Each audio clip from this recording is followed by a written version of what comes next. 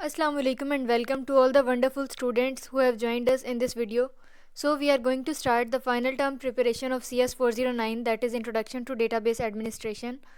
So इसका जो आपके पास सिलेबस है फाइनल टर्म्स का वो वीक नंबर 7 से ऑनवर्ड्स जो है वो वीक 16 तक है, ठीक है। तो 83 से आपके पास आगे जितने भी 250 प्लस जो टॉपिक्स हैं वो बनते हैं इसमें। तो अब यहाँ से हम स्टार्ट करते हैं। ये बेसिकली वीक 7 से जो है वो स्टार्ट है, लेकिन हम जो है वो इसको टॉपिक वाइज या मॉड्यूल वाइज कह लें कवर करेंगे इंशाल्लाह, ठीक है। अब इसमें through out the video I will keep telling you कि आपने एमसीक्यूज़ के लिए क्या तैयार करना है, शॉर्ट के लिए क्या देखना है और लॉन्ग क्वेश्चंस के लिए अल्टीमेटली आपने क्या जो है वो प्रिपेयर करना है, ठीक है। सबसे पहले बात आ जाती है viewing table spaces using data dictionary views. अब यहाँ पे आपको तीन टर्म्स जो हैं वो नए नज़र आ रहे होंगे। एक तो table space, then you have data dictionary and then you have views, ठीक है। तो डेटा डिक्शनरी क्या होती है, जिसमें ऐसी डिक्शनरी या ऐसी जगह, ऐसी स्टोर बुक जिसमें आपके पास मेटा डेटा पड़ा होता है। अब मेटा डेटा क्या होता है? Data about data. अगर आपके मोबाइल में फॉर एग्जांपल एक इमेज जो है वो सेव है, तो वो बज़ाहिर तो आपको देखने में एक इमेज लग रही है, लेकिन अगर आप उसकी प्रॉपर्टीज़ में जाके देखें तो उसका कैप्चर टाइम, उसके कितने पिक्सल्स हैं और उसके अलावा उसकी क्या रेजोल्यूशन है, उसका फ्रेम क्या है, एस्पेक्ट रेशियो क्या है, डेट कब क्रिएट की गई, एडिट हुई, क्रॉप की गई या नहीं की गई, दिस एंड दैट। तो वो होता है मेटा डेटा, जो हिडन फॉर्म ऑफ डेटा होती है, जो आपको बज़ाहिर तो नहीं नज़र आ रही होती, लेकिन वो आपके डेटाबेस में एग्जिस्ट करती है। तो वो सारी इन्फॉर्मेशन जो है, जो मेटा डेटा है, वो आपकी डेटा डिक्शनरी में स्टोर होता है, ठीक है। फिर आ जाता है टेबल स्पेसेस। अब टेबल स्पेसेस बेसिकली एक स्टोरेज लोकेशन है जो ये बताती है जो सारे आपके पास सीक्वल टेबल्स होते हैं या जिन्हें एसक्यूएल टेबल्स कहते हैं, और उसके अलावा इंडेक्स के बारे में जो भी इंफॉर्मेशन होती है वो सारी स्टोर्ड होती है टेबल स्पेस में, ठीक है। और व्यूज़ क्या होते हैं? व्यूज़ कह लें कि किसी टेबल का या किसी और व्यू का पार्ट हो सकता है, या जिसे हम प्रोसेस्ड क्यूरी भी कहते हैं। फॉर एग्जांपल आपके पास एक स्टूडेंट टेबल है जिसमें हर स्टूडेंट की आगे सीजीपीए जो है वो कैलकुलेट हुई है, ठीक है।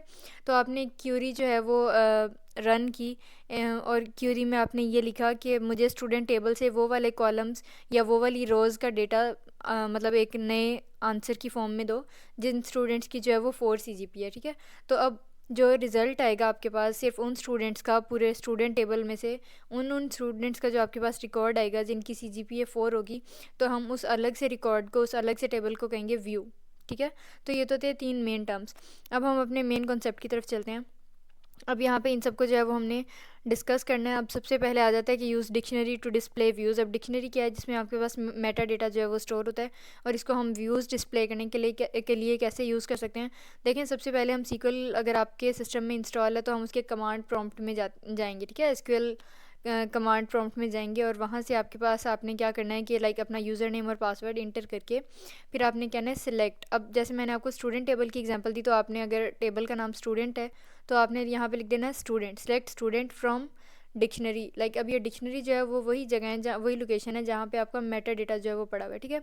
और फिर यहाँ पे आपने ऑपरेटर यूज़ किया और आपने कहा कि वेयर टेबल नेम अब यहाँ पे आपने ये लगाया कि जहाँ जहाँ पे भी जो है आपके पूरे डेटाबेस में, अगर तो आपके टेबल्स में ये वाला कीवर्ड समझ लें जो यूज़ हो रहा है टेबल स्पेस, तो आपको वही जो है सारा आउटपुट में नज़र आएगा। तो देखें यहाँ पे जो भी टेबल नेम था, समझ लें स्टूडेंट इन आर केस, तो यहाँ पे देखें ये table space table space table space, तो जितनी भी आउटपुट्स आपको मिल रही हैं सब में टेबल स्पेस जो है वो मैंशनड है। क्यों? क्योंकि आपने ऊपर क्यूरी जब लिखी थी उसमें आपने क्या किया था, आपने ऑपरेटर लगाया था और आपने ये जो है वो कोटेशन मार्क्स में जो है वो आपने ये बताया था कि टेबल स्पेसेस का जो ऑपरेटर है वो हम फाइंड कर रहे हैं, इसका कीवर्ड जो है वो फाइंड कर रहे हैं, ठीक है। फिर ये आ जाता है $V टेबल स्पेसेस। अब $V टर्म जो है वो आपको डायनामिक परफॉर्मेंस व्यूज़ में अक्सर देखने को मिलेगा, और इफ़ यू डू रिमेंबर हमने मिड टर्म्स में जो है तब भी हमने $V पढ़ा था। तो डायनामिक परफॉर्मेंस व्यूज़ जो होते हैं, व्यूज़ का तो मैंने आपको बता दिया क्या होता है, और डायनामिक परफॉर्मेंस जो करंट टाइम पे, जो रन टाइम पे जो है वो अपडेट अपने आप को करते रहते हैं, वो उस परफॉर्मेंस को, उस एनालिसिस को हम डायनामिक परफॉर्मेंस व्यूज़ कहते हैं, ठीक है। अब ये $V टेबल स्पेसिस जो है वो ये क्या करेगा, यहाँ पे ये कॉलम्स डिस्प्ले कर देगा जो भी हमें चाहिए होंगे। अब देखें सीक्वल सेट लाइन साइज 60। अब जो भी आपके पास डेटाबेस का पूरा साइज़ था उसको 60 डिक्लेयर किया, और फिर उसके बाद हमने डिसेंडिंग ऑर्डर में $V टेबल स्पेस जो है वो यहाँ पे क्यूरी रन की। इसकी वजह से क्या होगा कि आपके पास डेटाबेस में जो भी टेबल स्पेसेस मौजूद हैं वो डिसेंडिंग ऑर्डर में अरेंज होके जो है वो आपको नज़र आ जाएंगे। देखें इसका वेरकेयर का साइज़ 30 है, देन डिसेंडिंग ऑर्डर में है तो 3 3 3 ऑनवर्ड्स जो है वो इस तरह से आ जाएगा, ठीक है।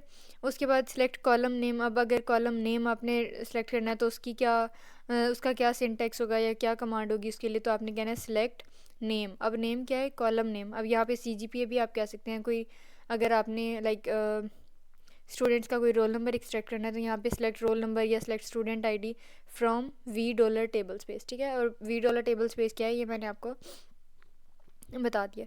अच्छा, अब यहाँ पे देखें ये क्या हो रहा है, display name and data file size in megabytes. अब यहाँ पे देखें आपने क्या किया कि सिलेक्ट टेबल स्पेस नेम। अब यहाँ पे आपने टेबल स्पेस का नेम दे दिया और मैंने आपको बताया कि टेबल स्पेस बेसिकली वो स्टोरेज लोकेशन होती है जहाँ पे आपके पास SQL के टेबल्स पड़े होते हैं या इंडेक्स के बारे में इंफॉर्मेशन होती है, ठीक है। फिर आपने यहाँ दिया फाइल का नाम, फिर उसके और ये कौन सी फाइल है जिसका साइज़ आपने यहाँ पे जो है वो डिस्प्ले करना है, शो करना है। अब ये क्या हो रहा है, bytes divided by 1024 divided by 1024, ये मेगा बाइट्स में साइज़ को कन्वर्ट करने के लिए जो है वो फॉर्मूला है। अब जैसे जो बाइट्स होती हैं उनको आपने 1024 से डिवाइड किया तो वो किलो बाइट्स में डिवाइड मतलब आंसर आ गया, और फिर अगेन आपने किया तो जो है वो मेगा बाइट्स में आ गया, ठीक है। अच्छा, अब एक तो ये हो गया। उसके अलावा यहाँ पे अगेन जो है वो आपने यूज़ किया कि वेयर टेबल स्पेस नेम के जो भी ऊपर टेबल स्पेस का नेम है वो M% साइन से जो है वो रेफरेंस लेगा। अच्छा, फिर इसी तरह यहाँ पे देखें सेम इन्होंने वही सीन जो है वो सिनेरियो जो है वो यूज़ किया है कि SQL सेलेक्ट फाइल नेम, और फिर आपने जो है वो इस तरह से मेगाबाइट्स में जो है वो साइज़ शो करवाना है। तो देखें डिस्प्ले में यही आ गया ना आपके पास कंसोल में कि यहाँ पे फाइल का नेम आ गया एंड देन साइज़ जो है वो मेगाबिट्स में शो हो गया। तो अब यहाँ देखें ऊपर आपने नेम और फाइल साइज़ यही दोनों चीज़ें शो करवानी थी, ठीक है। इसी तरह डेटा डिक्शनरी व्यूज़ को जो है वो DBA सेगमेंट्स के लिए कैसे यूज़ करते हैं और DBA फ्री स्पेस के लिए भी। तो इन दोनों में आपने सिंपल जो है वो कीवर्ड यूज़ करना होता है फ्रॉम DBA फ्री स्पेस, या यहाँ पे देखें फ्रॉम DBA सेगमेंट्स। अब ये सेगमेंट्स और फ्री स्पेसिस क्या होती हैं हम इनको नेक्स्ट मॉड्यूल्स में जो है वो देखेंगे। अच्छा, अब आपके पास यहाँ पे जो है वो आ जाता है कि logical storage structure and hierarchy. तो इसमें सबसे पहले आपके पास आ जाता है कि जो डेटाबेस है उसमें दो तरह से हम इसको कैटेगराइज कर सकते हैं, या दो इसकी जो है वो कैटेगरीज या क्लासेस बन सकती हैं। सबसे पहले आपके पास आ जाता है physical database and then you have logical database, ठीक है। तो जब हम फिजिकल डेटाबेस की बात करते हैं जो फिजिकल डिस्क पे समझ लें रिज़ाइड कर रही होती है, स्टोर हुई होती है, तो उसमें हमारे पास डेटा की फ़ाइल्स आ जाती हैं, कुछ कंट्रोल फाइल्स आ जाती हैं जिसमें प्रिविलेजेस और ग्रांट्स और एक्सेसेस और परमिशंस की हम बात करते हैं। And then you have redo log files, और रीडू लॉग फाइल्स लैब में CS409P में हमने पढ़ना है कि जो रीडू लॉग फाइल्स होती हैं वो क्या करती हैं कि आपके सिस्टम में जो भी चेंज आया है, जो भी मॉडिफिकेशन आई है, वो कहीं ना कहीं तो हम स्टोर कर रहे हैं ना, तो वो जो कहीं ना कहीं स्टोर करना होता है वो बेसिकली हम रीडू लॉग फाइल्स में जो है वो क्या करते हैं, स्टोर करते हैं, ठीक है। फिर लॉजिकल डेटाबेस की हम बात करें तो इसमें सबसे पहले आपके पास कॉन्सेप्ट आ जाता है टेबल स्पेस का, और टेबल स्पेस में फर्दर आपके पास आ जाते हैं segments, extents and then you have database blocks, और इनको जो है वो हमने देखना है डिटेल में, ठीक है। अच्छा, अब यहाँ पे देखें फिजिकल डेटाबेस की अगर हम बात करें तो इसमें डेटा फाइल्स हैं और कुछ ऑपरेटिंग सिस्टम ब्लॉक्स हैं, और लॉजिकल में आपके पास टेबल स्पेस है, और ये फर्दर यहाँ पे देखें क्रोफुट से आगे जो है वो डिस्ट्रीब्यूटेड है सेगमेंट में, एक्सटेंट में, and then you have Oracle data blocks, ठीक है। टेबल स्पेस की बात करें तो ये क्या करता है, ये स्पेस को स्टोर करता है लॉजिकली, ठीक है। और उसके अलावा इसका क्या मकसद होता है कि इसने लॉजिकल ऑब्जेक्ट्स को क्रिएट करना होता है, और जब मैंने कहा कि उसने टेबल स्पेस ने लॉजिकल ऑब्जेक्ट्स को क्रिएट करना होता है, तो ये लॉजिकल ऑब्जेक्ट्स कौन से होते हैं, वो कोई टेबल भी हो सकता है, वो इंडेक्स कोई पॉइंटर की फॉर्म में हम जो एग्जैक्ट लोकेशन को शो कर होते हैं वो भी हो सकता है, या वो कोई भी ऑब्जेक्ट हो सकता है, ठीक है। अच्छा, अब यहाँ पे आ जाती है डेटाबेस ब्लॉक की बात। अब logical minimum storage unit is called database block. जैसे अगर आपके पास एक पूरी वॉल है तो वॉल का जो सबसे जो मिनिमम यूनिट होगा, जो सबसे बेसिक यूनिट होगा, सबसे स्मॉलेस्ट, वो क्या होगा, ब्रिक, ठीक है। इसी तरह अगर कभी आपने बायो पढ़ी है तो किडनी का जो स्मॉलेस्ट यूनिट होता है वो क्या होता है, नेफ्रॉन। तो मतलब हर चीज़ का जो स्मॉलेस्ट यूनिट होता है वो कोई स्पेसिफाइड है ना। इसी तरह हम जो है वो पूरे स्टोरेज का या अपने पूरे डेटाबेस का जो सिंपलेस्ट और स्मॉलेस्ट यूनिट के इस यूनिट से इस चीज़ से मिल के पूरा आपका डेटाबेस बना हुआ है, उसकी अगर हम बात करें तो वो होता है डेटाबेस ब्लॉक, या जिसे हम शॉर्टकट में कहते हैं DB ब्लॉक। तो अगर वो आपसे पेपर में पूछ ले कि इसका साइज़ जो है वो क्या होता है, तो आपने कहना है कि साइज़ जो है वो आमतौर पे डेटाबेस को क्रिएट करते हुए डिसाइड किया जाता है, लेकिन जो यूजली जो है वो डिफ़ॉल्ट साइजेस होते हैं 2 kilobytes, then you have 4 kilobytes, 8, 16, 32, तो ये मतलब 2 के जो हैं वो आगे जो हैं वो मल्टीपल्स हैं, ठीक है। अच्छा, अब यहाँ पे बात आ जाती है डेटाबेस ब्लॉक्स की, एक्सटेंट्स की और सेगमेंट्स की। तो यहाँ पे देखें ये डेटा फाइल्स हैं और ये ऑपरेटिंग सिस्टम ब्लॉक्स हैं। और इसमें ये जो आपको ब्लैक ब्लैक स्क्वेयर्स नज़र आ रहे हैं, ये हर जो है वो इंडिविजुअल लेवल पे जो है वो एक डेटा ब्लॉक है, या जिसे हम डेटाबेस ब्लॉक कहते हैं, ठीक है। इसी तरह अगर काफ़ी सारे डेटा ब्लॉक्स के हम क्लस्टर्स बनाएं और वो इकट्ठे जो हैं वो लाइक कंजेक्टिवली कहीं रिजाइड कर रहे हैं, पड़े हुए हैं आपकी डेटाबेस में, तो उसको जो है वो हम एक्सटेंट कहते हैं। ये सब हम यहाँ पे देखते हैं। देखें, at the finest level of granularity Oracle database stores data in the data blocks के जो फाइनेस्ट लेवल है, जो बेसिक लेवल है, उसमें डेटा ब्लॉक्स में डेटा पड़ा होगा, ठीक है। हर जो लॉजिकल डेटा ब्लॉक है, जो हर आपके पास डीबी ब्लॉक है, वो असल में जो है या तो 2 किलोबाइट्स का या 4 किलोबाइट्स का, तो वो आमतौर पे जो है वो फिज़िकल डिस्क स्पेस में, डिस्क में जो है वो आपकी स्टोरेज में जगह ले रहा होता है, ठीक है। डेटाबेस में जो है ओरेकल डेटाबेस में डेटा ब्लॉक जो है वो सबसे ज़्यादा स्मॉलेस्ट यूनिट है, ठीक है। अच्छा, अब इस स्लाइड में देखें कि ये है आपके पास लाइक पूरी ये कुछ डेटा ब्लॉक्स हैं, ठीक है। मतलब ये पूरे टोटल 12 हैं और 2 किलोबाइट्स के हैं, तो टोटल कितना बना 24 किलोबाइट, ठीक है। तो इन डेटा ब्लॉक्स की कॉम्बिनेशन की बन गई एक्सटेंट। इसी तरह यहाँ पे 12 एंड देन इसी तरह से काफ़ी सारे, मतलब ये बने 24, फिर 24, फिर 24, तो ये टोटल कितने बन गए 72, ठीक है। तो इन डेटा ब्लॉक्स की मिलके एक एक्सटेंट बन गई और इन डेटा ब्लॉक्स की मिलके यहाँ पे ये एक एक्सटेंट बन गई, ठीक है।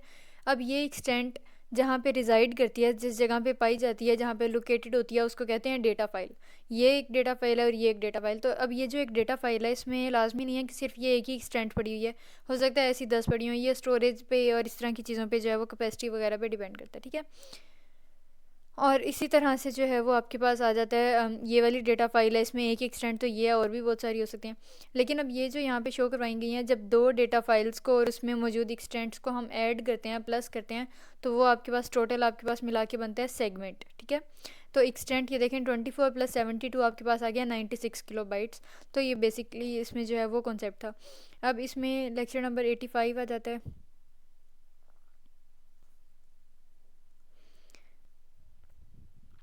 अच्छा, अब इसमें डेटा ब्लॉक्स के ओवरव्यू की बात करनी है, तो ये अगेन यहाँ पे जो मिनिमम यूनिट है डेटाबेस का, वो आपके पास है डेटा ब्लॉक, ठीक है। उसके अलावा ये जो आपका डेटाबेस का पूरा डेटा है वो डिस्क फाइल्स का बना होता है, ठीक है। और उसमें जो है वो ऑपरेटिंग सिस्टम ब्लॉक्स होते हैं छोटे छोटे, और हर ऑपरेटिंग सिस्टम ब्लॉक जो होता है वो मिनिमम यूनिट ऑफ डेटा होता है, जो ऑपरेटिंग सिस्टम जो है किसी खास टाइम पे रीड कर सकता है या राइट कर सकता है, ठीक है। तो आपने ओरेकल ब्लॉक में, या जिसे हम डेटाबेस ब्लॉक कहते हैं, उसमें और ऑपरेटिंग सिस्टम ब्लॉक में कंफ्यूज नहीं होना। ऑपरेटिंग सिस्टम ब्लॉक जो है वो लीस्ट अमाउंट ऑफ डेटा या सबसे कम अमाउंट ऑफ डेटा होती है जो कोई भी ऑपरेटिंग सिस्टम किसी टाइम पे रीड या राइट कर सकता है, मतलब, ठीक है। उसके अलावा जो ओरेकल ब्लॉक होता है, जिसे हम डेटाबेस ब्लॉक कहते हैं, वो एक लॉजिकल स्टोरेज स्ट्रक्चर है, ठीक है, जिसका साइज़ और जिसका स्ट्रक्चर ऑपरेटिंग सिस्टम को खुद नहीं पता होता। वो सिर्फ डेटाबेस को क्रिएट करते हुए उस वक्त जो है वो डिसाइड होता है, और आमतौर पर डिफ़ॉल्ट जो साइजेस हैं वो हम यूज़ कर रहे होते हैं, ठीक है। तो अब यहाँ पे देखें, ऑपरेटिंग सिस्टम का जो साइज़ है वो डेटा ब्लॉक के साइज़ से वेरी कर सकता है। इसी तरह the database requests data in multiples of data blocks not operating system blocks. तो अगर इस तरह का कोई क्वेश्चन आपके पास सिनेरियो बेस्ड आ जाता है, तो आपने यही बात माइंड में रखनी है कि डेटाबेस जब कोई होती है और उसमें यूज़र जो है वहाँ से कोई डेटा फेच करना चाहता है, तो वो असल में हम डेटा को जो है वो उन डेटा ब्लॉक्स में से वहाँ से डेटा जो है वो एग्जीक्यूट करने के लिए रिक्वेस्ट कर रहे होते हैं। ऑपरेटिंग सिस्टम ब्लॉक्स जो हैं वो एक अलग कॉन्सेप्ट है, एक अलग चीज़ है जिसको ऑपरेटिंग सिस्टम मैनेज कर रहा है, ठीक है। और वहाँ पे वो बेसिकली रीड या राइट पर्पज़ के लिए यूज़ होता है। लेकिन जो आपके पास डेटाबेस ब्लॉक्स हैं वो असल में वहाँ से जो है वो रिक्वेस्ट को फेच किया जा रहा होता है। इसी तरह interaction of database blocks and operating system blocks. तो आमतौर पे क्या होता है कि जब भी कोई डेटाबेस में से डेटा ब्लॉक को रिक्वेस्ट किया जाता है फेच करने के लिए, तो ऑपरेटिंग सिस्टम जो है वो उसके ऑपरेशन को ट्रांसलेट करता है और फिर उसको जो है वो लाइक परमानेंट स्टोरेज में जो है वो स्टोर कर देता है, ठीक है। तो यहाँ पे अब लिखा हुआ है the logical separation of data blocks from operating systems has the following implications के यहाँ पे ऑपरेटिंग सिस्टम ब्लॉक्स और डेटा ब्लॉक्स को सेपरेट करने का, सेग्रीगेट करने का क्या मकसद है कि एप्लीकेशंस जो हैं उनको फ़िज़िकल एड्रेसेस वगैरह की जो है वो बात नहीं करनी पड़ती। क्यों? क्योंकि ऑपरेटिंग सिस्टम्स हैं, अब जैसे ऑपरेटिंग सिस्टम है जैसे विंडोज़, जिस पे डिफरेंट एप्लीकेशंस रन करती हैं, तो वो जो है वो आपके पास डेटाबेस ब्लॉक से मुख्तलिफ होता है, उससे अलहदा होता है। ठीक है, तो इसलिए ऑपरेटिंग सिस्टम को जो है वो पता नहीं होता कि कितनी ज़रूरत है डेटाबेस ब्लॉक के साइज़ की, उसके पास कितना है कितना नहीं है, तो ये एक अलग कॉन्सेप्ट रह जाता है। तो कंपैरेटिवली चीज़ों को मैनेज करना जो है वो आसान हो जाता है। ठीक है, इस तरह database data can be mirrored on multiple physical disk, तो हम डेटा को जो है वो इजीली मैनेज कर सकते हैं कि डिफरेंट फिजिकल डिस्क पे जो है वो आप डेटा को रख सकते हैं और स्टोर कर सकते हैं। इसी तरह यहाँ पे आपके पास जो है वो आ जाता है कि every database has a database block size. अब क्योंकि मैंने आपको बताया कि हर चीज़ का जो बेसिक कोई ना कोई फंडामेंटल जो है वो स्मॉलेस्ट सेल या स्मॉलेस्ट यूनिट होता है, इसी तरह डेटाबेस का जो सबसे स्मॉलेस्ट या लीस्ट मेन जो है वो एलिमेंट है वो आपके पास डेटाबेस ब्लॉक। ठीक है, तो हर डेटाबेस जो है उसके पास कोई ना कोई डेटाबेस का ब्लॉक साइज़ होता है। अब हम क्या करते हैं, अगर आपने लाइक सीक्वल एडिटर में जो है वो आपने dB like database underscore block underscore size जो है वो आपने पैरामीटर सेट किया है, तो ये असल में क्या करेगा कि ये आपके डेटाबेस में डेटा ब्लॉक का साइज़ जो है वो डिफ़ाइन करेगा। ठीक है, उसके अलावा आपके पास यहाँ पे दो टेबल स्पेसिस हैं, सिस्टम एंड ये सिस अच्छा, अब यहाँ पे साइज़ जो है वो सेट किया जाता है सिस्टम के लिए और सिस्टम ऑक्सिलरी टेबल स्पेसिस के लिए, और जो बाकी इन दोनों टेबल स्पेसिस को छोड़ के जो भी बाकी टेबल स्पेसिस हैं उनके लिए जो है वो डिफ़ॉल्ट साइज़ यूज़ होता है। ठीक है, अब सिस्टम टेबल स्पेस का तो हमें पता है कि जो मेन स्ट्रीम में हम यूज़ कर रहे हैं। अब सिस्टम ऑक्सिलरी टेबल स्पेस वो टेबल स्पेस है जो सिस्टम में जो है वो सिस्टम टेबल स्पेस में ऑटोमेटिकली जो है वो क्रिएट हो जाती है जब आप कोई भी जो है वो स्कीमा या कोई भी डेटाबेस जो है वो क्रिएट करते हैं। ठीक है, उसके अलावा database block size can not B change except by recreating the database, कि आपने एक बार अगर डेटाबेस का साइज़ जो है वो डिफ़ाइन कर लिया, चेंज करके सेट कर लिया, उसके बाद एक ही ऑप्शन बचता है कि आपने साइज़ चेंज करना है, तो आप उसको बार बार रीसाइज़ नहीं कर सकते। सिर्फ एक ही ऑप्शन है कि आप डेटाबेस को ही डिलीट करके फिर से रिक्रिएट करना है। ठीक है, अगर डेटाबेस का जो ब्लॉक साइज़ है वो आपने सेट नहीं किया तो डिफ़ॉल्ट साइज़ यूज़ होगा, और डिफ़ॉल्ट साइज़ आमतौर पे 4 किलोबाइट्स या 8 किलोबाइट्स होता है। ठीक है, उसके अलावा यहाँ पे देखें कि if the size differs from data blocks and operating system blocks then the data block size must be a multiple of the operating system block size, कि अगर ऑपरेटिंग सिस्टम का फॉर एग्जांपल ब्लॉक साइज़ है 4 kilobytes, तो जो database का block size है वो इस तरह होना चाहिए लाइक 8 किलोबाइट्स, 12 किलोबाइट्स, 16 किलोबाइट्स, जो 4 के टेबल में आ रहा हो, समझ लें जो 4 का मल्टीपल हो। ठीक है, ये एक आपने पॉइंट याद रखना है। उसके अलावा database underscore block underscore size setting से जो है वो हम क्या कर सकते हैं कि हर टेबल स्पेस का अलग से जो है वो साइज़ सेट कर सकते हैं। ठीक है, उसके अलावा यहाँ पे देखें डेटा ब्लॉक फॉर्मेट जो है, इसमें हर डेटाबेस का जो ब्लॉक होता है, हर जो इंटरनल एक सिंपलेस्ट सा यूनिट होता है, उसका कोई ना कोई फॉर्मेट या कोई ना कोई इंटरनल स्ट्रक्चर होता है। ठीक है, और उसकी वजह से क्या होता है कि डेटाबेस में हम डेटा को ट्रैक कर सकते हैं और हमें ये पता लग सकता है कि किस ब्लॉक में कितनी जो है वो फ्री स्पेस अवेलेबल है, ताकि कल को हमें उसमें कोई डेटा जो है वो अगर इंसर्ट करना पड़े तो हमें पता हो कि कहाँ पे जगह है, कितनी है, हम कितनी स्टोरेज यूज़ कर सकते हैं, कितनी कर चुके हैं, दिस एंड दैट। ठीक है, फिर उसके बाद आ जाता है रो फॉर्मेट। अब row data part of the block contains the actual data such as table rows और इंडेक्स की एंट्रीज, तो जैसे किसी टेबल में, जैसे हमने स्टूडेंट टेबल की स्टार्ट में बात की थी, तो उसकी रोज़ में जो इंस्टेंसेस और एग्जांपल्स और इस तरह की जो डिटेल्स होती हैं, इसी तरह जो डेटा ब्लॉक है उसका जो रो डेटा लाइक जो उसकी रोज़ वाला ये वाला मेन पार्ट है, यहाँ पे देखें कि कोई भी डेटाबेस ब्लॉक होता है उसको 2 पीसेस में यहाँ पे सेग्रीगेट किया हुआ है। एक है रो हेडर और इस तरह कॉलम डेटा। ठीक है, तो जो हेडर है वो रो है बेसिकली, और इसमें जो है वो आपके पास मेन जो इंटरनल स्ट्रक्चर है, जिसे हम इंफ्रास्ट्रक्चर कह रहे होते हैं, वो यहाँ पे स्टोर्ड होगा, और कॉलम डेटा में आपके पास जो है बाकी डिटेल्स होंगी। ठीक है, इसी तरह queries the row ID pseudo column to show the extended row ID. अच्छा, अब रो आईडी सूडो कॉलम जो है वो आपके पास इस तरह का कॉलम होता है, सूडो कॉलम, जो हर आने वाली लाइक आपने एक स्टूडेंट टेबल बना लिया, अब उसमें जो रो आईडी सूडो कॉलम होगा वो क्या करेगा कि आप उस पर अगर 1000 स्टूडेंट्स भी उसमें इंटर करते हैं स्टूडेंट टेबल में, तो वो हर स्टूडेंट की एंट्री के लिए उसको एक नंबर जो है, एक इंटीजर जो है वो प्लस करके दे देगा। लाइक आपने पहला स्टूडेंट इंटर किया तो उसने जो है वो लाइक रो आईडी सूडो कॉलम ने उसको पहली ID they the, that is 1, फिर 2, फिर 3, so on and so fourth, unless समझ लें आपके पास टोटल 400 स्टूडेंट्स हैं, तो एक एक इंक्रीमेंट होता जाएगा नंबर जैसे जैसे हम स्टूडेंट टेबल में जो है वो इंस्टेंसेस या एग्जांपल्स या क्या लें कि एंट्रीज इंटर करते जाएंगे, ठीक है। फिर आ जाता है कि percentage of free space in blocks. अब ये ब्लॉक्स किन की बात हो रही है, जो डेटा ब्लॉक्स हैं, तो उनमें फ्री स्पेस की क्या परसेंटेज है वो, या वो कितनी प्रेजेंट होती हैं, ये हमने बेसिकली देखना है। तो जैसे जैसे डेटा बेस में हम डेटा को फिल करते हैं फ्रॉम बॉटम अप, लाइक नीचे से डेटा फिल करना शुरू करते हैं and from towards the upside, ठीक है। तो क्या होता है कि जितनी फ्री स्पेस अवेलेबल होती है पहले, वो कम होती जाती है। जाहिर सी बात है कि पहले आपके पास पूरी डेटाबेस खाली पड़ी हुई है और फिर हम नीचे से डेटा फिल जब करना शुरू करेंगे in the form of rows, तो जो फ्री स्पेस होगी वो आहिस्ता आहिस्ता ऊपर से कम होती जाएगी, ठीक है। उसके अलावा ये फ्री स्पेस जो है, जो एक प्रेजेंट है, फॉर एग्जांपल 30% अगर जगह बच गई है, तो वो मज़ीद भी श्रिंक हो सकती है। कब हो सकती है श्रिंक, के कोई अपडेट हुई सिस्टम में, एप्लीकेशन में, तब श्रिंक हो सकती है।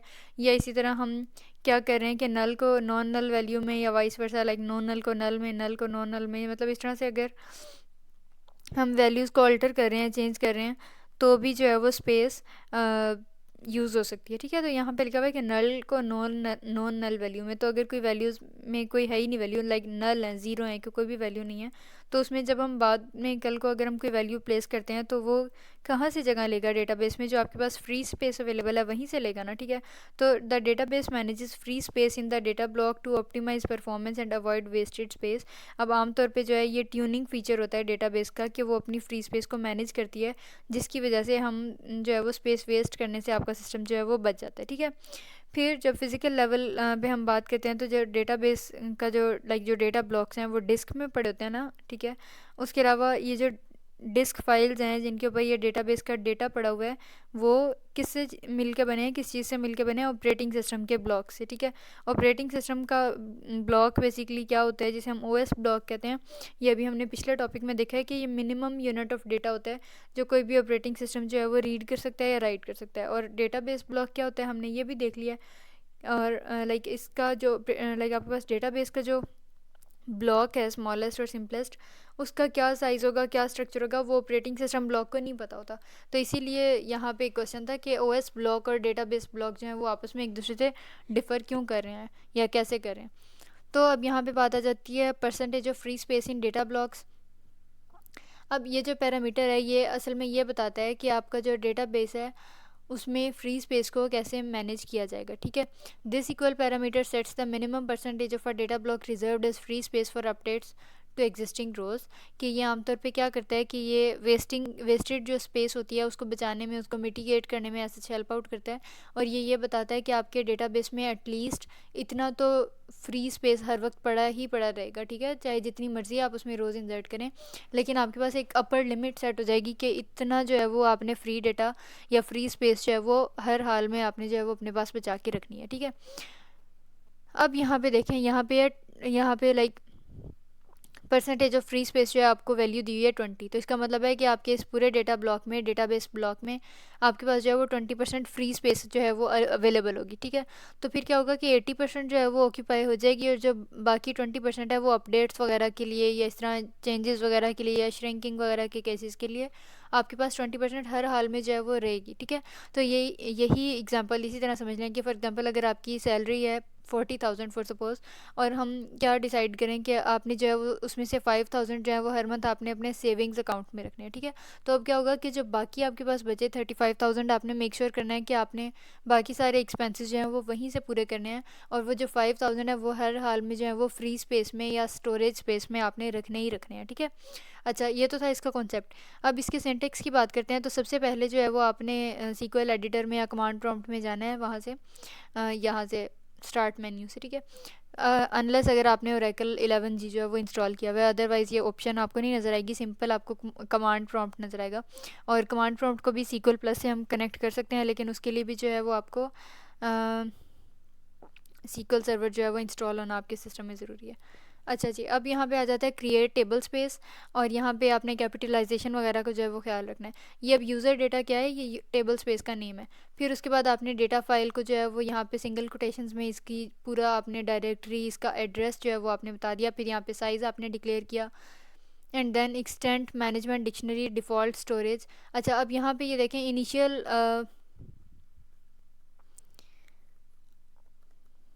अच्छा, तो अब यहाँ पे देखें कि लाइक डिफ़ॉल्ट स्टोरेज के आपको कुछ पैरामीटर्स दिए हुए हैं। इसमें इनिशियल जो है वो आपका साइज़, इनिशियल साइज़ जो है वो आपकी डेटाबेस का, टेबल स्पेस का वो बताया हुआ है 1 मेगाबाइट, ठीक है। फिर नेक्स्ट का क्या मतलब है, लाइक नेक्स्ट 1 मेगाबाइट का, कि अगर इनिशियल लेवल पे जब डेटाबेस क्रिएट की जा रही होगी, या टेबल स्पेस, सॉरी, लाइक जब टेबल स्पेस क्रिएट की जा रही होगी, तो उसका 1 मेगाबाइट जो है वो साइज़ डिक्लेयर किया जाएगा। लेकिन अगर कभी कोई ऐसी इंस्टेंस या कोई डेटा या कोई रो आपको ऐसी ऐड करनी पड़ जाती है जिसमें आपको ज़्यादा मज़ीद और स्टोरेज जो है वो चाहिए हो, तो फिर हम नेक्स्ट पैरामीटर की हेल्प से उसको मज़ीद साइज़ जो है वो एलोकेट करेंगे, ठीक है। और ये नेक्स्ट साइज़ क्या होगा, अगेन ये 1 मेगाबाइट। फिर आ जाता है percentage of free space increase की जो वैल्यू है वो है यहाँ पे 0। तो इसका मतलब है कि जितना भी डेटाबेस का ब्लॉक साइज़ है उतने का उतना जो है वो डेटा स्टोर हो जाएगा, ठीक है। और यहाँ पे जो है वो 0 है कि उसको कोई परसेंटेज फ्री स्पेस जो है वो नहीं मिलेगी। फिर आ जाता है optimizing of free space, while the percentage of free space can not be less than percentage of free space, the amount of free space can be greater. अब वो कह रहा है फॉर एग्जांपल अगर आपके पास ये जो परसेंटेज ऑफ फ्री स्पेस है ये 20% है, ठीक है। अच्छा, तो अब यहाँ पे ये जो एग्जांपल दी हुई है, या यहाँ पे जो ऑप्टिमाइजेशन ऑफ फ्री स्पेस की बात की है, इसका ये मतलब है कि आपके पास अगर for example percentage of free space आपको 20% एलोकेट की गई है, कि जो आपका सिस्टम है उसमें जो डेटाबेस है उसके जो डेटाबेस ब्लॉक्स हैं उनमें 20% जो है वो फ्री हर वक्त जो है वो स्पेस रहनी चाहिए। तो वो कह रहे हैं कि इसका ये मतलब हुआ कि 5% से कम या 20% से कम नहीं जाएगी आपकी डेटाबेस की जो एलोकेशन है फ्री स्पेस की। लेकिन ये हो सकता है कि आप कोई टाइम ऐसा है जिसमें अभी आपने ज़्यादा रोज़ और ज़्यादा डेटा इंसर्ट नहीं किया, तो उस वक्त आप कहें कि भाई अभी तो मेरी परसेंटेज ऑफ फ्री स्पेस जो है इस ब्लॉक की वो 20% से ज़्यादा है, कह लें 50%, ठीक है। तो जो आपके पास percentage of free space allocate की गई होती है उससे कम जो है वो नहीं हो सकता आपका फ्री स्पेस या स्टोरेज एरिया। अदरवाइज़ उससे ज़्यादा हो सकता है, उससे कम नहीं हो सकता। और ज़्यादा कब हो सकता है, जब आपने ज़्यादा रोज़ नहीं इंसर्ट की तब तक, दिस एंड दैट। फिर यहाँ पे अब कुछ एसक्यूएल स्टेटमेंट्स हैं जिनकी वजह से जो है वो हम फ्री स्पेस को इंक्रीज़ कर सकते हैं।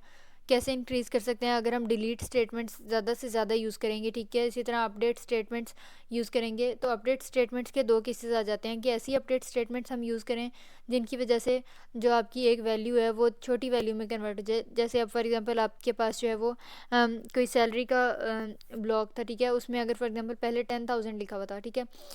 10,000 में अब कितने आपके पास इंटीजर्स हुए, 5, ठीक है। टोटल आपके पास 5 डिजिट्स हुए। तो अगर आप उसको अपडेट करके जो है वो 1000 कर दें तो क्या होगा कि एक इंटीजर या एक डिजिट जो है वो कम हो जाएगा। तो इसी तरह अपडेट स्टेटमेंट जो है वो इस लिहाज से जो है वो आपकी फ्री स्पेस में मज़ीद इजाफा कर सकती है, ठीक है। इसी तरह डिलीट स्टेटमेंट तो हर हाल में करेगी क्योंकि बाकी चीज़ें रिसाइकल बिन में चली जाएंगी। फिर उसके अलावा इंसर्ट स्टेटमेंट्स अगर हम यूज़ करें, और वो भी वो स्टेटमेंट्स जो OLTP कंप्रेशन यूज़ करें।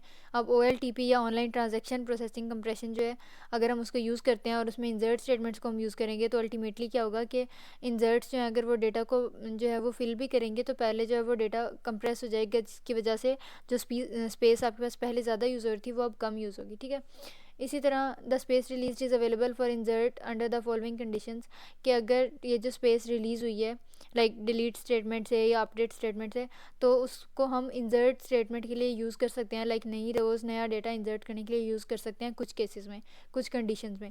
अब पहली कंडीशन वो आ जाती है कि अगर तो इंसर्ट स्टेटमेंट जो है वो सेम ट्रांजैक्शन में है, लाइक एक ट्रांजैक्शन होता है, एक सेशन, एक पूरा जो है वो कह लें कि एक ड्यूरेशन जिसमें कोई ख़ास एक्टिविटीज़ जो हैं वो परफॉर्म हो रही हो, ठीक है। तो जिस सेशन में, जिस ट्रांजैक्शन में आपने जो है वो स्पेस को खाली किया डिलीट स्टेटमेंट से या अपडेट स्टेटमेंट से, अगर तो इंसर्ट स्टेटमेंट भी आपने उसी सेशन में, उसी ट्रांजैक्शन में रखनी है, तो फिर क्या होगा कि after the space statement that free space then the statement can use the space. कि फॉर एग्जांपल आपने ऊपर जो है वो डिलीट कीवर्ड यूज़ किया तो फ्री स्पेस हुई खाली, है ना। और फिर क्या हुआ कि आपने फ़ौरन से इंसर्ट डेटा कर दिया, मतलब सेम ट्रांजैक्शन थी और फ़ौरन से डिलीट करने के बाद कोई और रो आपने नया डेटा इंसर्ट कर दिया, तो ये पॉसिबल है, ठीक है। उसके अलावा अगर तो क्या होता है कि सेपरेट ट्रांजैक्शन हो जाती है, लाइक एक ट्रांजैक्शन थी उसमें आपने डेटा को डिलीट किया, अपडेट किया या इस तरह का कुछ भी किया जिसकी वजह से फ्री स्पेस बन गई, अब वो ट्रांजैक्शन हो जाती है वहाँ पे कमिट हो जाती है, ख़त्म हो जाती है। तो अब क्या होगा कि नई ट्रांजैक्शन स्टार्ट हुई, सेपरेट ट्रांजैक्शन। तो अगर वहाँ पे आपने जो है वो इंसर्ट करनी है, लाइक कोई भी नया डेटा जो है वो इंसर्ट स्टेटमेंट की आपने हेल्प से करना है, तो फिर क्या होगा, then the statement can use the space made available only after the other transaction commits and only if the space is needed. कि क्या होगा कि जो पहली ट्रांजैक्शन थी जिसने डेटा को फ्री किया था, फिर वो पहले कमिट हो जाए, पहले टर्मिनेट हो जाए, एंड हो जाए, फिर ही हम कहेंगे कि नई ट्रांजैक्शन में आप इंसर्ट स्टेटमेंट की हेल्प से जो है वो चीज़ों को जो है वो ऐड वगैरह कर सकते हैं। फिर आ जाता है रीयूज़ ऑफ इंडेक्स स्पेस। अब इंडेक्स स्पेस जो है इंडेक्स ब्लॉक्स वाली जो स्पेस है उसको भी रीयूज़ किया जा सकता है। तो फॉर एग्जांपल अगर आप क्या करें कि आप लाइक किसी वैल्यू, किसी कॉलम में कोई वैल्यू जो है वो इंसर्ट करें और बाद में जो है वो उसको डिलीट कर दें, ठीक है, लेकिन बाद में पता चला कि ये तो कॉलम किसी प्राइमरी एट्रीब्यूट का था, किसी प्राइमरी की का, किसी फॉरेन की का था, या यहाँ पे कोई इंडेक्स लगा हुआ था। तो फिर क्या होगा कि जो डेटा बेस है, it can reuse the index slot when a row requires it. तो हम मज़ीद जो भी डेटा जो है वो अगर फिल करेंगे रोज़ की फॉर्म में, इंस्टेंसेस की फॉर्म में, तो वहाँ से कॉलम का जो इंडेक्स पड़ा होगा उसको एज इट इज़ यूज़ कर लिया जाएगा, ठीक है। फिर इसी तरह रो माइग्रेशन में क्या होता है कि यहाँ पे जैसे देखें पहले फ्री स्पेस मौजूद थी, लेकिन अब हमने सोचा कि इस डेटा बेस ब्लॉक में, इस वाले लाइक ब्लॉक ए में या जो लेफ़्ट ब्लॉक है वहाँ पे तो ये फ्री स्पेस नहीं चाहिए, तो हमने इसको यहाँ पे माइग्रेट करना है, शिफ्ट करना है। तो हम क्या करेंगे कि इतनी सी फ्री स्पेस को यहाँ पे देखें इस फ्री स्पेस में ऐड तो कर देंगे, लेकिन यहाँ पे जो आपको येलो या गोल्डन से कलर में नज़र लिखा वो आ रहा है कि पॉइंटर टू अपडेटेड रो, कि आपने जो है वो ये वाली फ्री स्पेस वाली रो यहाँ पे शिफ्ट कर दी और एक पॉइंटर जो है वो आपने इस डेटाबेस ब्लॉक में लाइक लेफ़्ट ब्लॉक में छोड़ दिया, और ये जो लेफ़्ट पॉइंटर था ये असल में जो है वो माइग्रेटेड रो को इंडिकेट कर रहा है, शो कर रहा है, ठीक है। फिर आ जाता है लेक्चर नंबर 87।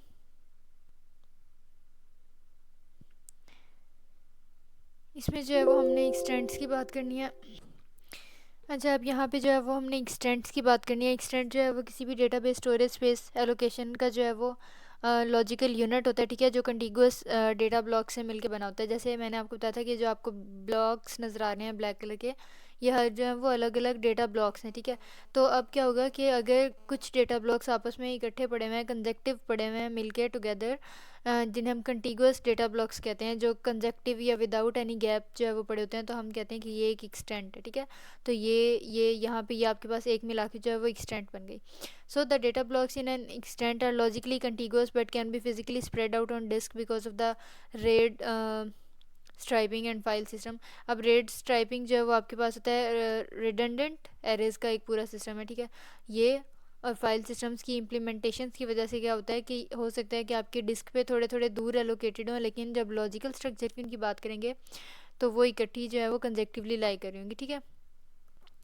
फिर आपके पास जो है यहाँ पे देखें बाय डिफ़ॉल्ट क्या होता है कि डेटाबेस जो है वो एलोकेट करता है किसी इनिशियल एक्सटेंट को फॉर अ डेटा सेगमेंट। अब यहाँ पे देखें ये आपके पास जो है वो पूरा एक एक्सटेंट दिखाया गया जिसमें पहला जो है वो फर्स्ट ब्लॉक ऑफ सेगमेंट है, ठीक है, और इसमें बाकी सारी मौजूद एक्सटेंट्स की जो है वो फर्दर डिटेल मौजूद है।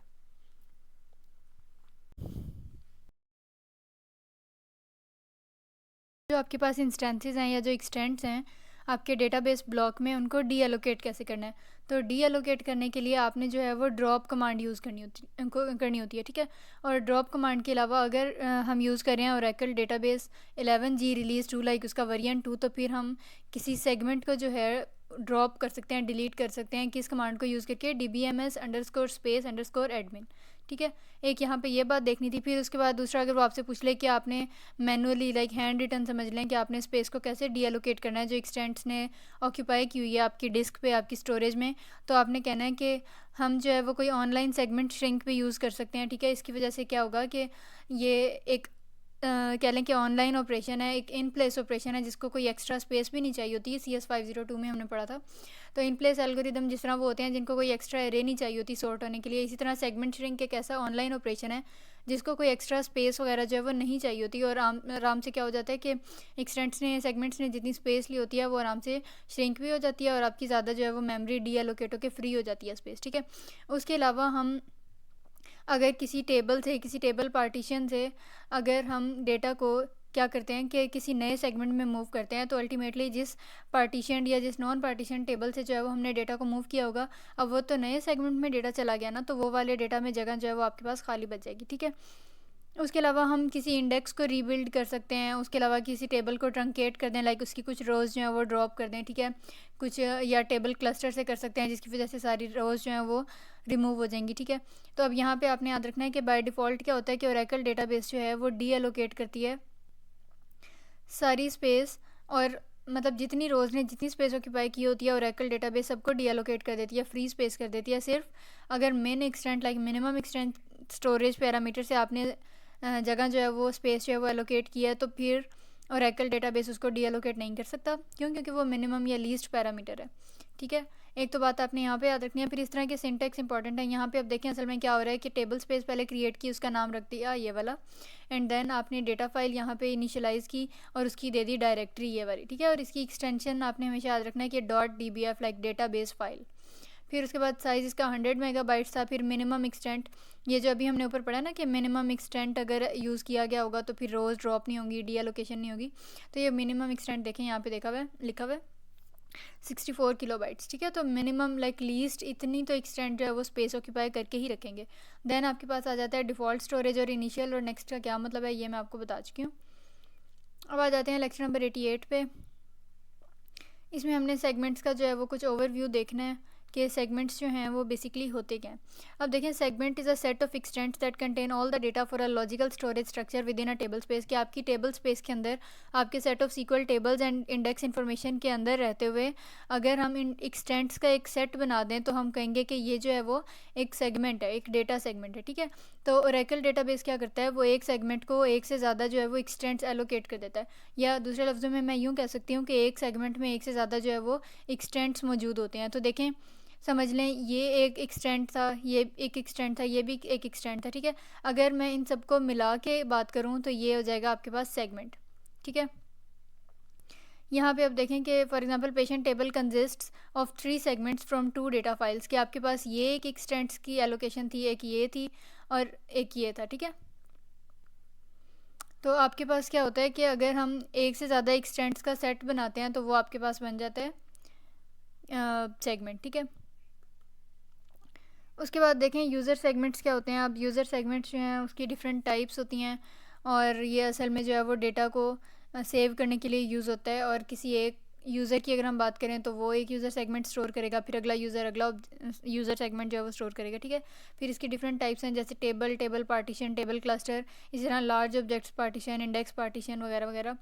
सो यहाँ पे अब देखें कि अगर एक इंडेक्स की 5 पार्टीशंस हैं तो इसका मतलब है कि उसमें जो है वो 5 सेगमेंट्स होंगे। ठीक है, तो जितनी पार्टीशंस होती हैं उतने ही सेगमेंट्स होते हैं। फिर बाय डिफ़ॉल्ट क्या होता है, the database uses deferred segment creation to update only database metadata when creating tables and indexes. तो डिफर्ड सेगमेंट क्रिएशन होती है डिलेड सेगमेंट क्रिएशन। तो बाय डिफ़ॉल्ट जो है वो डेटाबेस डिले करके जो है वो क्या करता है कि सेगमेंट्स को क्रिएट करता है, जिसकी वजह से क्या होता है कि जब सिर्फ यूज़र डेटा इंटर करता है किसी रो में तभी जो है वो नया सेगमेंट बनता है, तभी स्पेस एलोकेट होती है, जिसकी वजह से रिसोर्सेज को, स्टोरेज को हम बगैर ज़रूरत के जो है वो वेस्ट नहीं कर सकते। ठीक है, फिर उसके बाद आ जाता है यूज़र सेगमेंट्स की कैसे क्रिएशन होती है। तो हम सेगमेंट्स को मैनेज करने के लिए जो है वो dbms_space_admin जो है वो ये कमांड यूज़ करते हैं। फिर आपके पास यहाँ पे ये आ जाता है लाइक ये सीक्वल स्टेटमेंट है, जिसकी वजह से ये आपके पास जो एक टेबल भी क्रिएट हो गया और उसमें ये डिफरेंट आपके पास ऑब्जेक्ट्स हैं। ठीक है, अब हर स्कीमा ऑब्जेक्ट के अंदर जो है वो इस तरह की एक डेटा फाइल होगी जो काफ़ी सारे सेगमेंट से मिलके बनी होगी। ठीक है, अब यहाँ पे देखें SQL data definition language for segments under table space.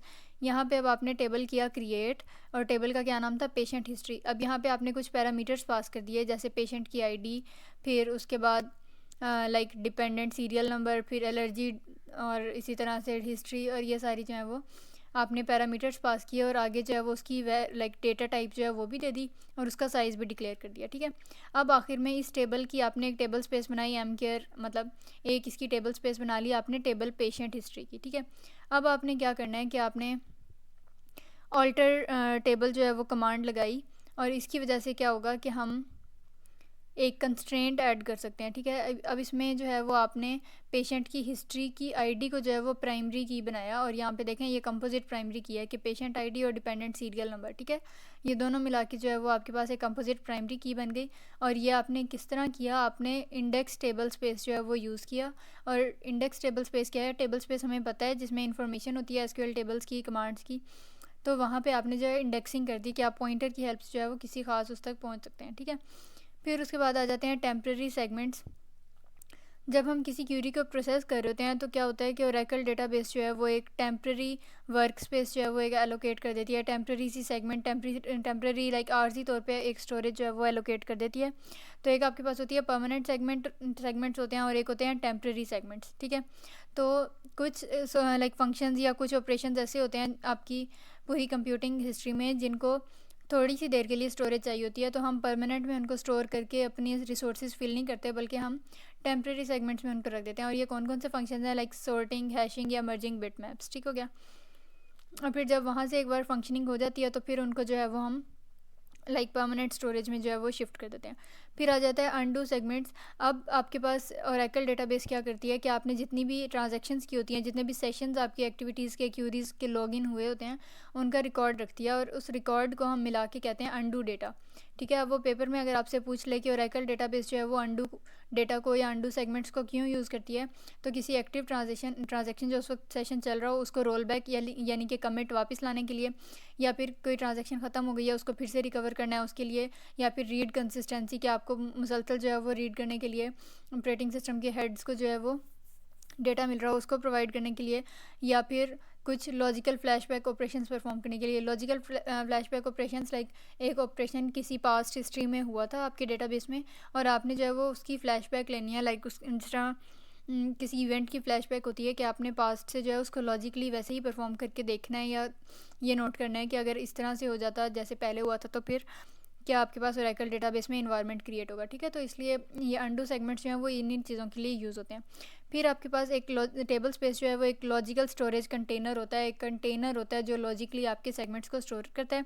Segments जो है वो डेटाबेस ऑब्जेक्ट्स होते हैं, ये टेबल्स भी हो सकते हैं, इंडेक्सेस भी हो सकते हैं, ठीक है। और ये स्टोरेज स्पेस लेते हैं, और स्टोरेज स्पेस को का कंटेनर कौन है, टेबल स्पेस। टेबल स्पेस के अंदर होते हैं सेगमेंट्स, और सेगमेंट्स क्या होते हैं, एक्सटेंट्स के कॉम्बिनेशन, ठीक है। तो फिज़िकल लेवल पे जो है वो टेबल स्पेस जो है वो डेटा को स्टोर करता है एक या एक से ज़्यादा डेटा फाइल्स में या टेम्प्रेरी फाइल्स में। फिर आ जाता है लेक्चर 89। इसमें आपके पास देखें कि अब वो कह रहा है कि आपने स्कीमा, ऑब्जेक्ट्स, टेबल्स और व्यूज़ को कैसे करना है। अच्छा, अभी थोड़ा सा रफ एंड टफ सा सब्जेक्ट है, लाइक आपको सारे टॉपिक्स जो हैं वो सेम ही लग रहे होंगे, लेकिन इनको एक दो बार आप रीड कर लें, सो होपफुली आपका पेपर हो जाएगा, काफ़ी हद तक अच्छा हो जाएगा। अच्छा, अब स्कीमा ऑब्जेक्ट्स क्या होते हैं, ये लॉजिकल कंटेनर होते हैं, ठीक है। लॉजिकल कंटेनर होते हैं किसके, डेटा स्ट्रक्चर्स के, और इसमें टेबल्स भी आपके पास आ जाते हैं, व्यूज़ भी आ जाते हैं, सीक्वेंसेस भी आ जाते हैं, इंडेक्सेस भी आ जाते हैं। ये सब क्या हैं, ये मैं आपको स्टार्ट में बता चुकी हूँ, ठीक है। अब जो डेटाबेस का यूज़र होता है उसके पास एक पासवर्ड होता है और कुछ प्रिविलेजेस होती हैं, कुछ ग्रांट्स होती हैं, ठीक है। तो हर यूज़र जो है उसका एक एक जो है वो सिंगल स्कीमा होता है, और यहाँ पे देखें उसका सेम नेम होता है। लाइक अगर यूज़र का नेम है फॉर एग्जांपल CS409, तो स्कीमा का भी वही नाम होगा, CS409, ठीक है। तो ये आपने बात याद रखनी है। ये यहाँ पे देखें जैसे अब HR यूज़र है तो वो एक पूरी स्कीमा को जो है वो ऑन करता है, और उस स्कीमा का नाम भी HR स्कीमा है। तो अगर यहाँ HR की जगह कोई एडमिन यूज़र होता तो इस स्कीमा का नाम भी एडमिन होता, ठीक है। अब ये जो HR यूज़र है ये इन टेबल्स को, इन पूरे स्कीमा के ऑब्जेक्ट्स को ऑन करता है, और हर टेबल में जो है वो डिफरेंट जो है वो इंडेक्सेस हैं, डिफरेंट व्यूज़ हैं, डिफरेंट क्लस्टर्स हैं, ठीक है। अब स्कीमा ऑब्जेक्ट की टाइप्स अगर वो आपसे पेपर में पूछ ले तो सबसे पहले आ जाते हैं टेबल्स रोज़ और कॉलम्स का कॉम्बिनेशन होता है जिसमें डेटा स्टोर होता है। इंडेक्सेस जो हैं उसमें हर एंट्री के लिए जो है वो एक इंडेक्स होता है, एक पॉइंटर होता है, और उससे हम लाइक रोज़ को फास्टली एक्सेस कर सकते हैं। उसके बाद आ जाता है पार्टीशंस इंडेक्सेस और लार्ज टेबल्स के जो है वो छोटे छोटे पीसीस होते हैं। फिर उसके बाद आपके पास आ जाता है व्यूज़ मैंने आपको बताया था कि कस्टमाइज्ड प्रेजेंटेशन होती है ऑफ डेटा, कि अगर एक टेबल या किसी और व्यू से हम कोई क्यूरी प्रोसेस करके एक आंसर फेच करके निकाल रहे हैं तो उसको हम अलग से कहेंगे कि ये एक व्यू है, ठीक है। जैसे वो मैंने आपको CGPA वाली एग्जांपल दी थी।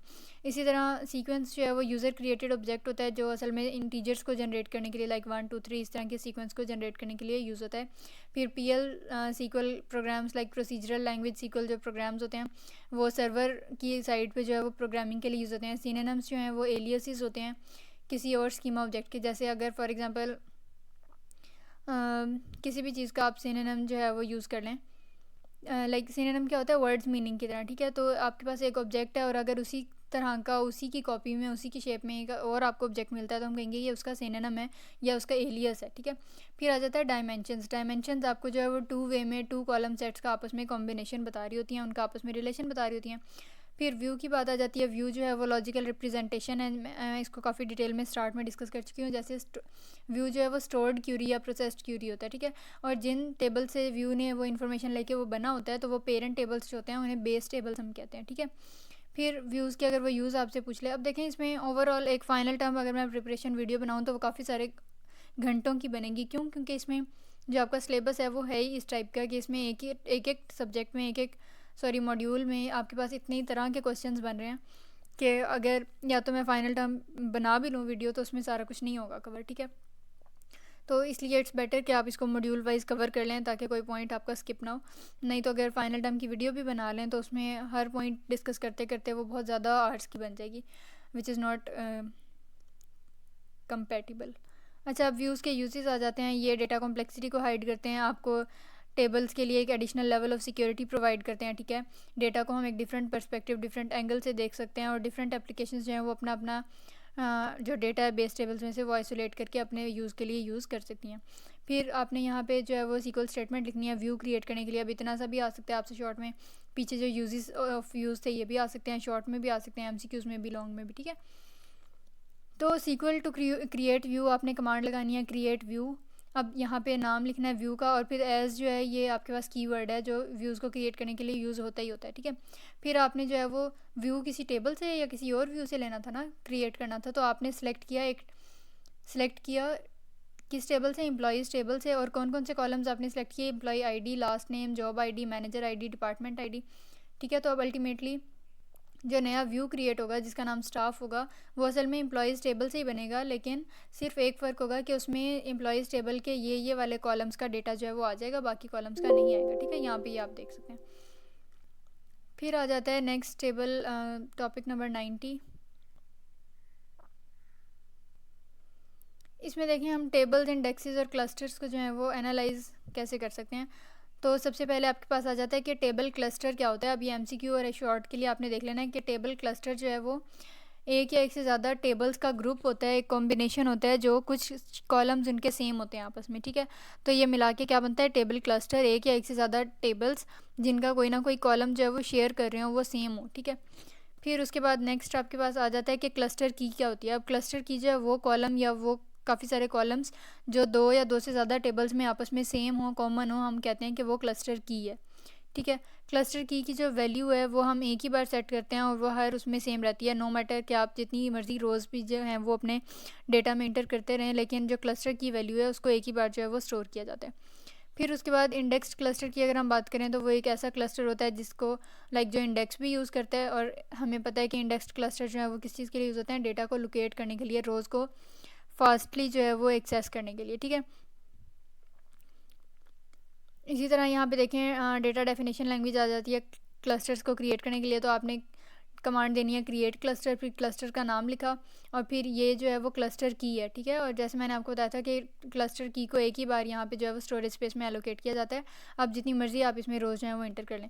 अब नंबर क्या है, ये इसकी डेटा टाइप है। PL/SQL कमांड्स में ऐसे ही होता है, लाइक नंबर हम इंट की जगह नंबर यूज़ करते हैं, ठीक है। ये वो है। अब 4 है, इसका मतलब है कि जो डिपार्टमेंट की ID है वो 0 से लेके 3 तक, मतलब 0 1 2 3 4 डिजिट्स तक की होगी, ठीक है। उसके बाद 5 12 जो है वो यहाँ पे आपने साइज़ का डिक्लेयर कर दिया। अब क्योंकि यहाँ तक तो बात हो गई क्लस्टर्स की, लेकिन अगर वो आपसे पूछता है कि भाई क्लस्टर नहीं इंडेक्स्ड क्लस्टर बनाए, तो आपने क्लस्टर बना के उसमें इंडेक्स क्रिएट कर देना है। और वो कैसे करना है, क्रिएट इंडेक्स, फिर क्लस्टर का नाम जो था उसी से मिलता जुलता जो है वो आपने इंडेक्स बनाना है। देखिए अब क्लस्टर था एम्प्लॉय डिपार्टमेंट क्लस्टर, मतलब एम्प्लॉय टेबल और डिपार्टमेंट टेबल दो टेबल्स का मिला के क्लस्टर बना था, ठीक है, जो सेम की शेयर कर रहे थे जिसका नाम था क्लस्टर की। और ये है इस वक्त डिपार्टमेंट ID। लेकिन अब हमने बनाना है इंडेक्स, तो आपने इंडेक्स का नाम रखा इंडेक्स एम्प्लॉय डिपार्टमेंट क्लस्टर, ठीक है। और ये किस इंडेक्स पे आपने, किस क्लस्टर पे आपने इंडेक्स लगाया, तो आपने कहा है क्रिएट इंडेक्स ये वाला ऑन किस क्लस्टर पे, क्लस्टर का आगे फिर से वही ऊपर वाला नाम दे दिया। तो इस तरह जो है वो इंडेक्स आपके पास क्रिएट हो जाएगा, ठीक है। इंडेक्स जो है वो ऑप्शनल स्ट्रक्चर होता है, लाइक ज़रूरी नहीं होता कि हम इसको क्रिएट करें या ना करें, इंडेक्स यूज़ करें या ना करें, लेकिन ये हो जाता है कि अगर किसी टेबल या किसी टेबल क्लस्टर के साथ इंडेक्स जो है वो एसोसिएटेड है तो क्या होता है कि हम डेटा को थोड़ा फास्टली जो है वो एक्सेस कर सकते हैं, ठीक है। और डिस्क के इनपुट आउटपुट ऑपरेशंस जो हैं वो रिड्यूस हो जाते हैं, कम हो जाते हैं। इसी तरह कंपोजिट इंडेक्स ये होता है कि अगर एक या एक से ज़्यादा, मतलब एक से ज़्यादा क्लस्टर कीज़ हैं आपके पास और उन पर आपने इंडेक्स बनाया तो वो होते हैं कंपोजिट इंडेक्सेस। अब जैसे यहाँ पर आपने इंडेक्स बनाया है एम्प्लॉयज़ इंडेक्स। और ये क्या होगा कि एम्प्लॉयज़ के 3 कॉलम्स पे लाइक लास्ट नेम पे, जॉब आईडी पे और सैलरी पे जो है वो क्रिएट हुआ है, तो इसलिए ये कंपोजिट इंडेक्स है। सो ये 83 से 90 तक जो है वो टॉपिक्स हैं। So I will try my level best कि हम इसको फाइनल्स तक जो है वो इंशाल्लाह कर लें कंप्लीट। इसमें अगर कोई भी क्यूरी या कन्फ्यूजन हो, so you can always drop a comment, and if you are new to this channel then don't forget to subscribe and hit the bell icon as well. See you soon, till then, खुदा हाफिज़।